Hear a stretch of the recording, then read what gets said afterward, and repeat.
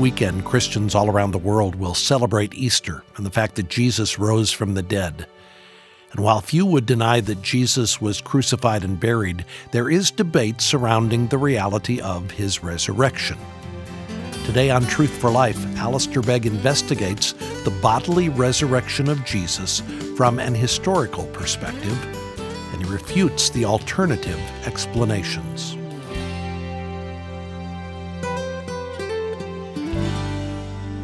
Can I invite you to turn to Luke chapter 24? What I want to do this morning is, by way of introduction to what is essentially the subject of the resurrection, is to consider with you the resurrection from, if you like, an historical perspective. To ask two very simple questions and make two straightforward observations. And the first question is simply this: why did Christianity arise, and why did it take the shape that it did? Any student of history knows that a careful consideration of the events, of the facts of history, will call from the student a necessary investigation. Now, when we read our New Testaments, we need to be reminded that we're dealing here in the realm of history. We don't have in the Bible a series of atomized proof texts that have been thrown together in clusters so as to give us information that will help us to prop ourselves up as we're making our way through our lives. But no, we have been entrusted with material that reflects accurately the way in which these events unfolded. And so to ask the question, why did Christianity arise, is to ask a very necessary question, although one that we may not have considered. Some of us may never ever have asked the question. So convinced are we that it did arise, and so familiar are we with the shape that it took, that we never actually stood back long enough to say, how in the world did this even happen? We're just so convinced that it happened. Well, in that respect, we're very, very different from the first disciples, aren't we? Because these early disciples, any hopes that they had, and surely they had some, had been obliterated by the crucifixion. The events that we've just considered in chapter 23 had closed down all their hopes and their dreams. Verse 21 of chapter 24, and it's probably the only, maybe one of two verses that I'm going to refer to this morning in this chapter, helps us to grapple with this, doesn't it? Jesus has come on the road to Emmaus, and he's linked up with this couple, a despondent pair, as they make their journey some 7 miles from Jerusalem. They don't realize who it is that has joined them, and they're surprised that he is asking the questions he's asking. And in the course of answering Jesus' questions, one of them says in verse 21, we had hoped, past tense, that he was the one who was going to redeem Israel. We had hoped that he was the one who was going to redeem Israel. The inference clearly being, of course, we know that he wasn't the one who was going to redeem Israel. Now, again, you just need to look at the material as it's provided for us in the various Gospels, and you will begin to put this together very clearly. John chapter 20, verse 19, John records on the evening of the first day of the week when the disciples were together, and then he says, with the doors locked for fear of the Jews. What was this about? Well, all of their hopes and dreams had come to a dreadful end. We had hoped that he was the one. There's been some news, they said, this morning that has come out with some of the women. They were apparently there early in the morning at the tomb. They are reporting that it was empty. Peter shot off. He came back completely confused as to what that might mean. And we left the rest of them sitting chewing the cud in relationship to this, and the two of us just decided, let's shoot off for Emmaus. But frankly, really, it is a dreadfully sad and hopeless story. Now, what we need to realize in this is that the expectations of the Jews for the Messiahship of Jesus were actually more significant than that which many of us bring to the subject. When most of us, I think, if we're honest, consider the notion of Jesus as a Messiah, we think of it in immediately personal terms. He's a Messiah who can forgive sins. He's a Messiah who can come and live in me and give me a new kind of life, all of which, of course, is true. But if we'd been moving in the first century in these early days and talking with the Jewish people who had messianic expectations, we would have discovered that their hopes were far grander than this. And essentially, if I might summarize them, they were expecting that a Messiah would do for them three things.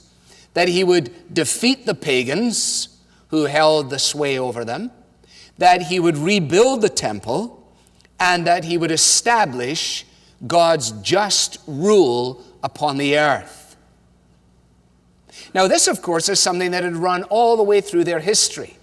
Now, let me give you one Old Testament cross-reference, and you may turn to it if you choose. In Psalm 42 and 43, we have what is an extended poem, and the psalmist is calling out to God, the God he has waited patiently for. He begins with familiar words that you have considered often, as the deer pants for streams of water, so my soul pants for you, O God, my soul thirsts for God, for the living God. And he recounts how he used to enjoy going with the procession and the crowds to the house of God, but now he's cast down.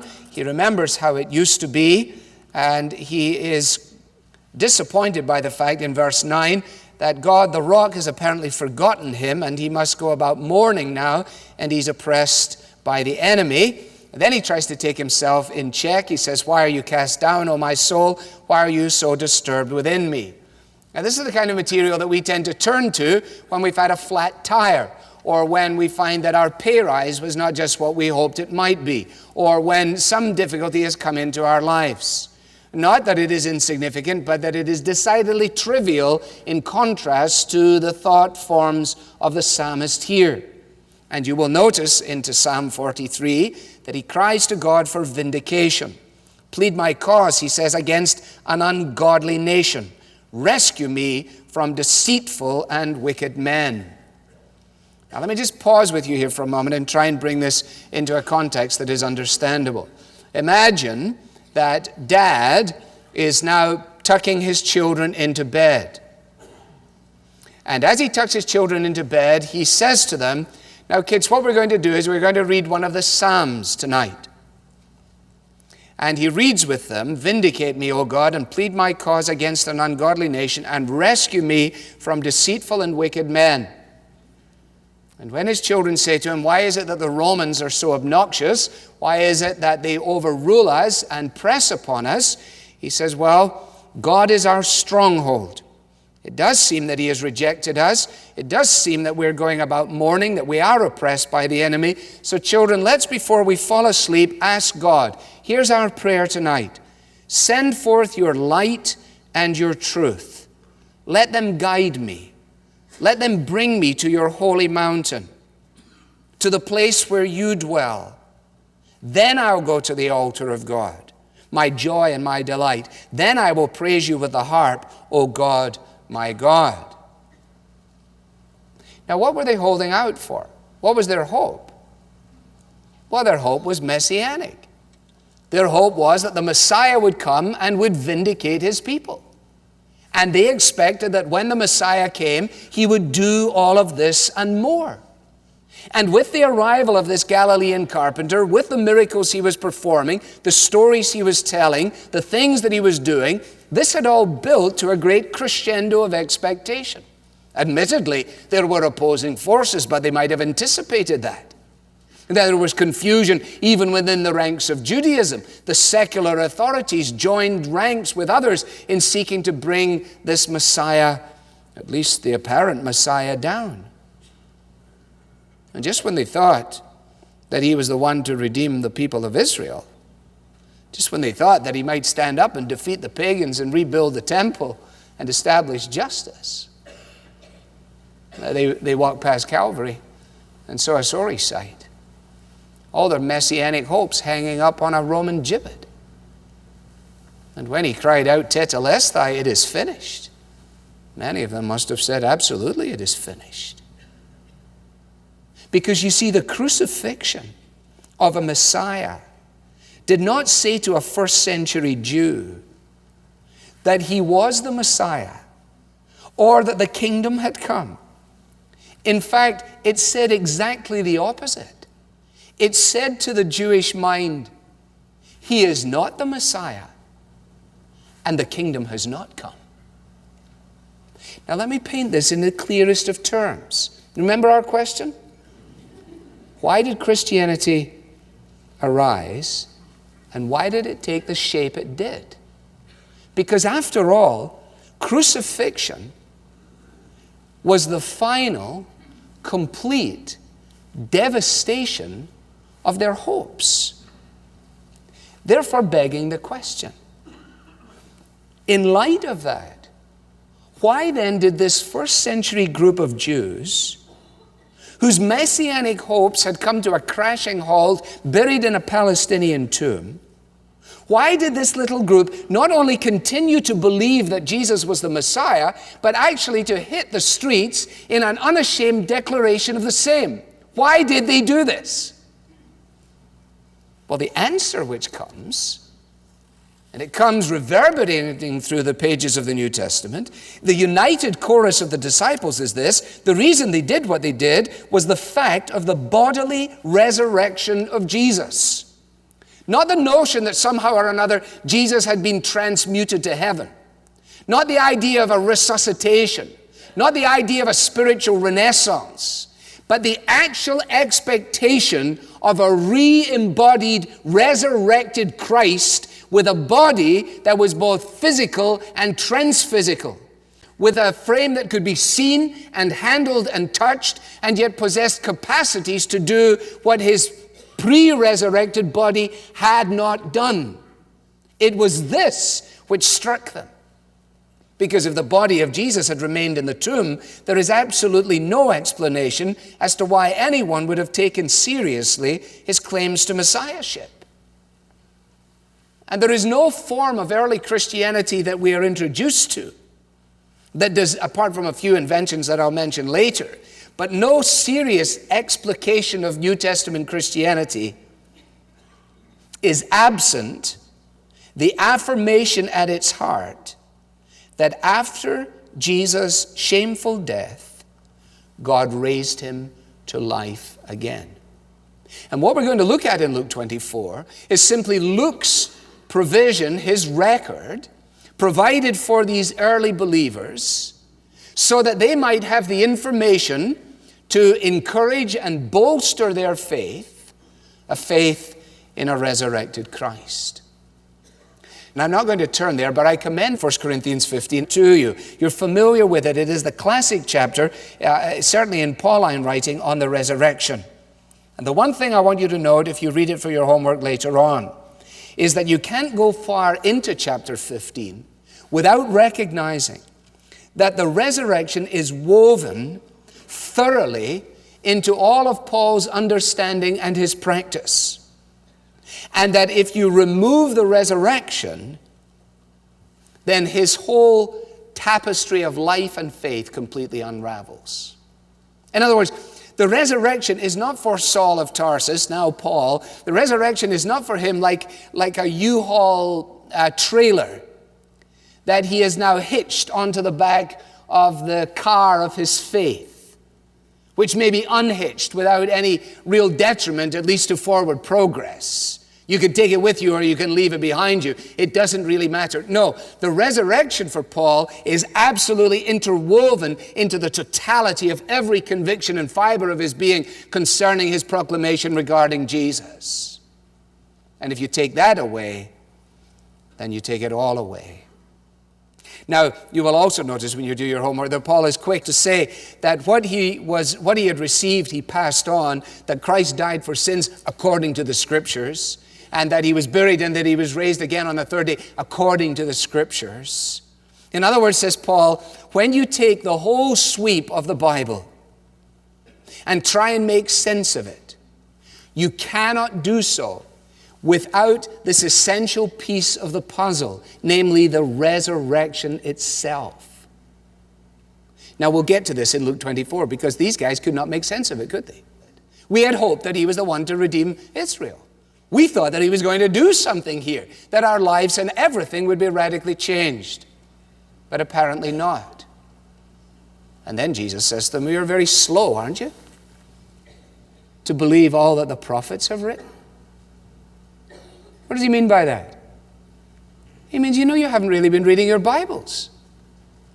If you've been reading your Bible properly, and then he began to show them, and he says, Luke says, and beginning at that very place, he began with Moses and the prophets, and he explained to them everything in the Scriptures concerning himself, a sermon that all of us would love to have heard.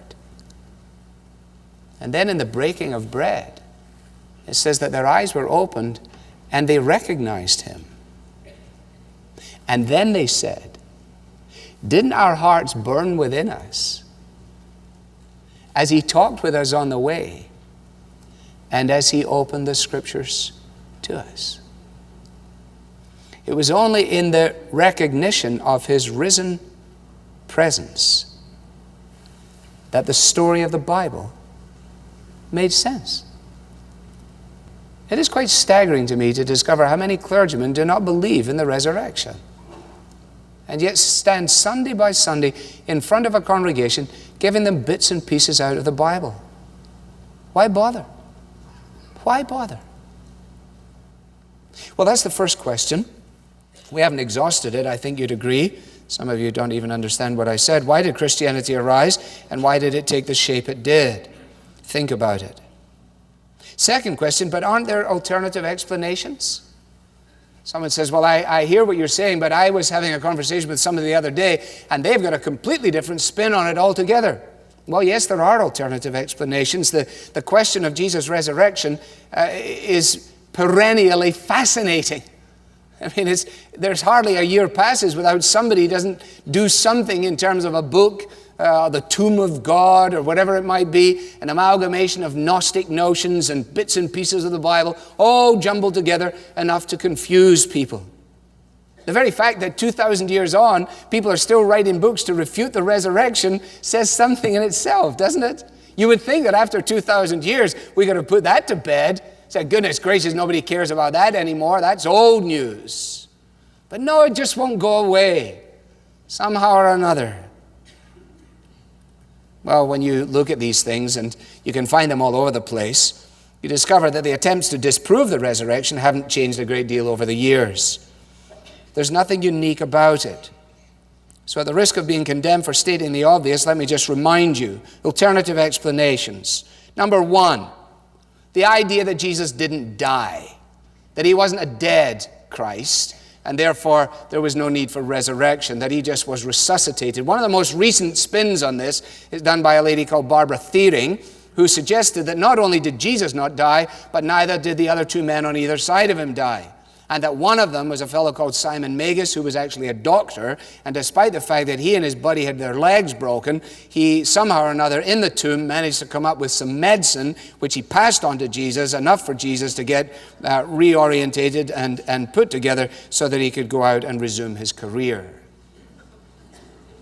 Now, you smile at this, but this is the kind of nonsense that our friends and neighbors swallow with their orange juice, while at the same time saying, how ridiculous to believe in a resurrection. So we have to be prepared to say to them, well, which do you think is the most ridiculous? Because even if that were the case, we would then be forced to confront the issue that the disciples then went out to proclaim the truth on the basis of a gigantic lie. That knowing that he hadn't been resurrected, knowing that he had never died, they went out to proclaim this glorious truth that was founded on a false premise. Alternative explanation. The idea that the disciples stole the body. Why they stole the body and what they did with the body and how they then went out and preached on the strength of a stolen, bloodied body is just really hard to imagine, isn't it? Hard to figure this amazing transformation in someone like Peter.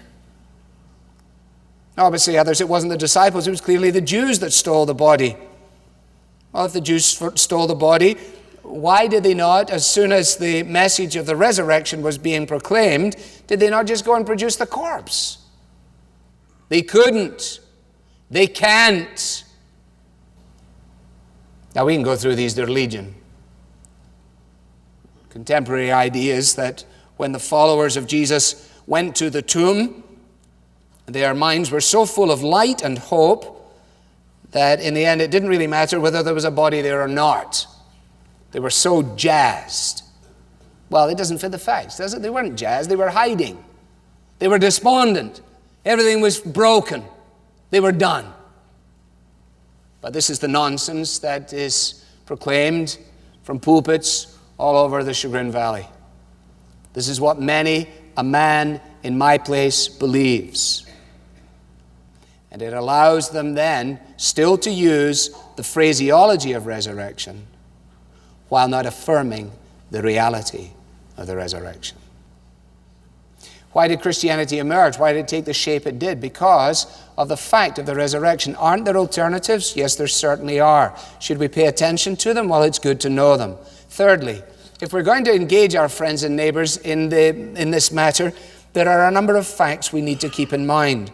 We've mentioned one or two. Let me just run through them for you. Fact number one, the empty tomb. Everyone is agreed that this tomb somehow or another was empty, that this stone had been rolled away. Even with all of the angelic stuff and the women and so on, Columbo has to go and be confronted by the empty tomb.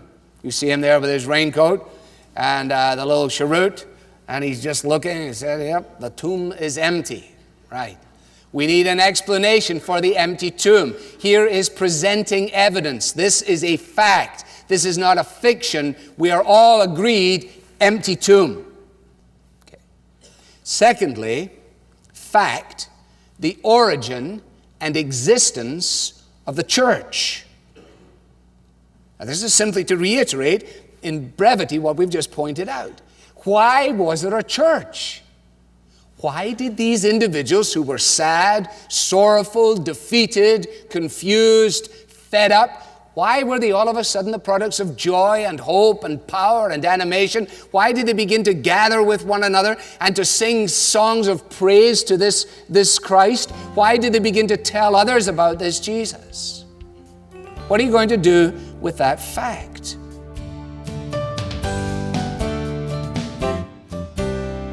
Solid evidence about the reality of the resurrection from Alistair Begg. Alistair continues this message tomorrow on Truth for Life. If you are a regular listener to this program, you have come to depend on the fact that you will hear Christ-centered Bible teaching every day.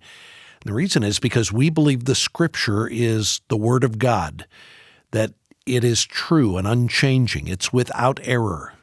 Our passion is to proclaim God's Word as far and wide as possible. It's also our desire to provide you with books that will help you grow in your faith. The book that supplements our current study is available for just a few more days. It's called The Cross in 4 Words. This is a brief book, but it provides an eye-opening history lesson on how God dealt with sin. It explains the temporary solution for sin found in the Old Testament and points to the once-for-all solution that is found in Jesus. The book, The Cross in 4 Words, gives a clear presentation of God's eternal plan to provide freedom, forgiveness, justification, and purpose to all who believe. Request your copy of the book when you give a donation to support the Bible teaching you hear on this program. You can click the book image on the mobile app or visit us online at truthforlife.org/donate, or you're welcome to call us at 888-588-7884. I'm Bob Lepine. Be sure to join us tomorrow as we are challenged to ask the question, am I living a resurrected life? We'll talk about what that means next time. The Bible teaching of Alistair Begg is furnished by Truth for Life, where the learning is for living.